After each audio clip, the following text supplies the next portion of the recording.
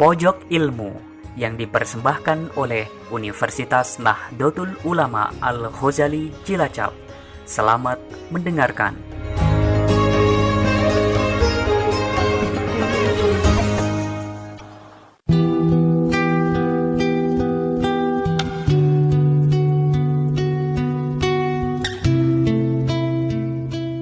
Assalamualaikum warahmatullahi wabarakatuh. Tidak terasa lebih dari 1 bulan kita menjalani apa yang disebut dengan stay at home, berdiam di rumah. Waktu itu bisa panjang, tapi juga bisa kita anggap menjemukan. Bahkan kita pun belum tahu kapan akan berakhir untuk selalu tinggal di rumah. Supaya berdiam diri di rumah itu punya manfaat yang baik, maka kita harus mengisi atau memaknai berdiam diri di rumah itu sebagai sebuah uzlah, sebuah pernyataan yang sangat masyhur di dunia tisab. Uzlah adalah menarik diri dari keramaian. Dengan uzlah maka akan banyak manfaat yang bisa kita pakai untuk bisa memaknainya, sehingga berdiam diri itu punya manfaat yang luar biasa. Ibnu Athaillah di dalam kitabnya Hikam mengatakan, ma mana'a qalba syai' misla uzlah yadkhulu biha midanun fikrah, bahwa uzlah itu adalah sebuah medan untuk tafakur. Satu ungkapan yang luar biasa bahwa dengan berdiam diri kita bisa bermuhasabah, kita bisa menilai diri kita sendiri untuk mengevaluasi apa yang kita sudah lakukan terhadap diri kita sendiri.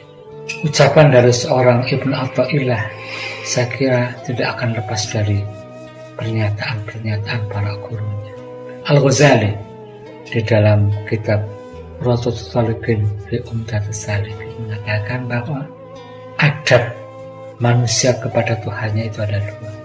Yang satu adab zahir, yang satu adab batin.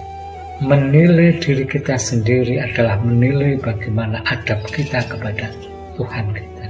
Yang oleh Al-Ghazali dikatakan ada adab zahir, yaitu adab kita untuk menjalankan syariat Islamiyah. Adab untuk selalu taat, selalu sesuai dengan kewajiban kita kepada Allah. Adab yang selalu ada syarat dan rukunnya. Tanpa itu bukan disebut sebagai adab syar'i. Tapi bagi Al-Ghazali, orang yang sudah menjalankan syariat itu belum sempurna, manakala tidak ada atau kurang pada adab batinnya. Apa itu adab batin? Adalah seseorang yang telah menjauhkan diri atau mengurangi apa yang disebut sebagai penyakit hati. Karena inti ibadah kepada Allah adalah mendekatkan diri kepada Allah. Mendekatkan diri kepada Allah akan sangat susah manakala tidak ada keikhlasan kita untuk mendekat kepada Allah. Nah, keikhlasan itu akan tercapai manakala kita punya adab batin. Kita punya keikhlasan untuk menjauhkan diri dari penyakit hati. Lebih jauh dikatakan di dalam apa yang disebut uzlah atau medan tafakur itu adalah pernyataan tafakur. Apa itu tafakur? Sebuah hadis mengatakan tafakuru fi khalqillah wala tafakuru fi dzati.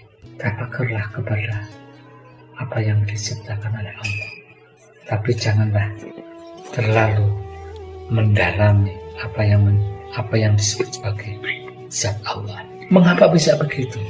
Di dalam sebuah kitab Al-Ghazali, yaitu Jawahirul Quran, Ghazali mengatakan bahwa tafakur kepada Allah itu ada 3 tingkatan. Satu adalah tafakur pada af'alnya Allah, yang kedua tafakur kepada sifatnya Allah, baru yang ketiga tafakur kepada zatnya Allah. Orang harus bisa tafakur kepada yang paling sederhana, yaitu tafakur pada afalnya Allah.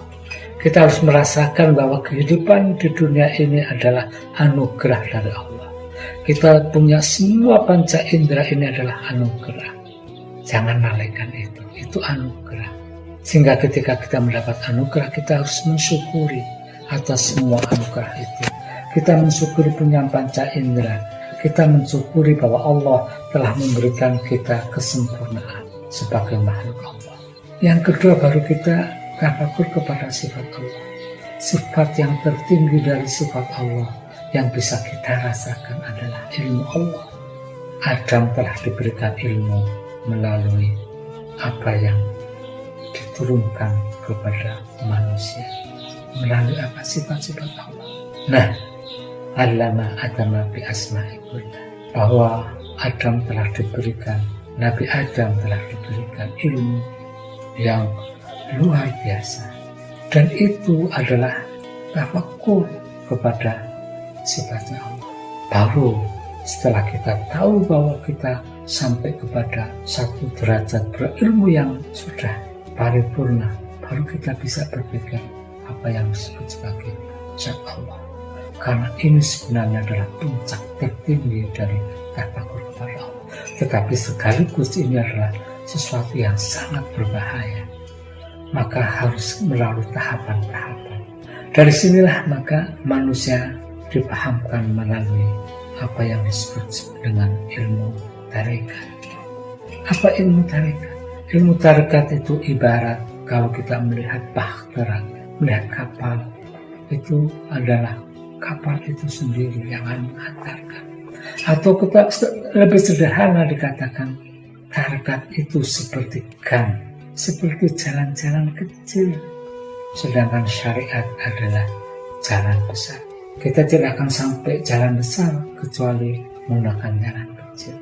Nah, tafakur yang baik adalah kita bisa melalui gang-gang kecil, bahkan jalan-jalan tikus, yang itu berisi apa? Berisi syariah yang tidak tertuliskan. Apa itu? Budaya manusia. Budaya manusia sangat luas, tetapi itu tidak jelas tertuliskan.